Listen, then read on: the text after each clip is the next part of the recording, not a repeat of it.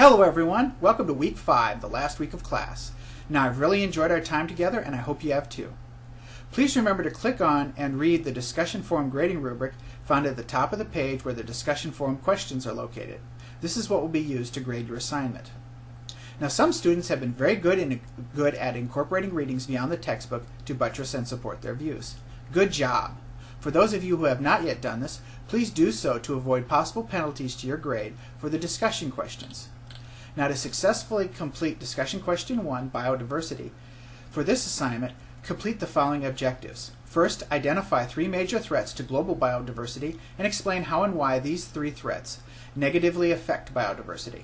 Second, describe one positive role that nonprofit organizations, state and local governments, and the international community can each play in protecting biodiversity from these threats. Third, evaluate the threats you discussed and select the greatest threat to global biodiversity. Fourth, discuss how this specific threat can be eliminated or mitigated. Now, to successfully complete directions for discussion question 2, international environmental policy, consider each of the following resources: healthy forests, sustainable fisheries, clean air, potable water, arable land, and a stable climate. Next, describe the status of 3 of these natural resources across the globe, with a focus on the way that human influence has altered the health and overall abundance of these resources.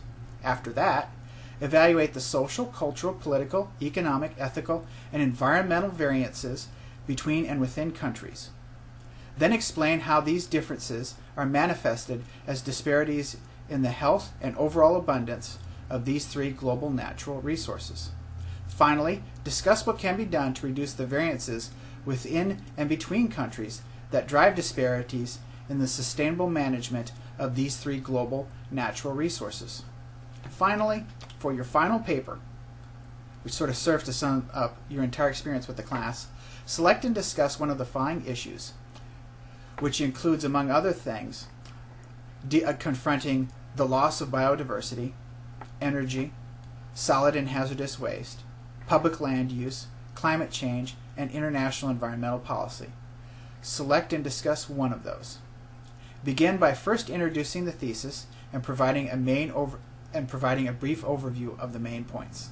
Second, explain why and how 3 environmental challenges or problems are associated with the issue that you selected.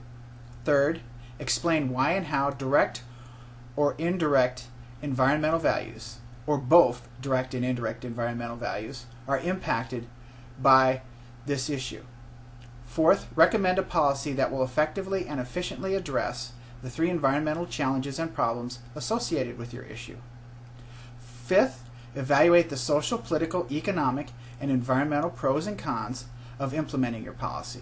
And finally, conclude your paper with a brief review of your main points and the overall argument or thesis that you made. Now remember that this paper must be 10 to 12 pages in length, which excludes the title and reference pages, and it must be formatted according to APA style as outlined in the Ashford Writing Center. You must also use at least 6 scholarly sources other than the textbook to support your claims.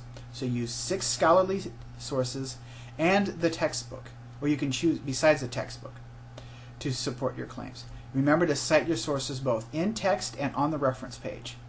Now for information regarding APA samples and tutorials, visit the Ashford Writing Center, located within the Learning Resources tab on the left navigation toolbar. One last thing that I really want to say. I want to thank each and every one of you for being a part of the class.